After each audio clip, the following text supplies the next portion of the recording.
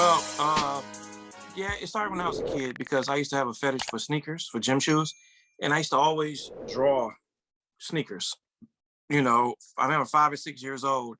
Two things I've always done is read the sports section, and I would draw sneakers. And I was always fascinated by 80s and 90s basketball sneakers because to me, even to this day, those are some of the greatest sneakers ever created. And case in point in general is that some of these luxury design companies like Gucci, Louis Vuitton are pretty much knocking off the 80s and 90s version of these sneakers. So it started off young with me with that.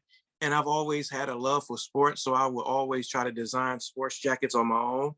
And then when Starter came around, Starter was around. The Starter came out in '71, but when I was old enough to actually buy Starter jackets, I used to think that that was a sense of accomplishment because, it's not like back in the early '80s we had social media. So the only time we would see ads were either doing basketball games, and it wasn't a basketball game on every night unless it was your local market.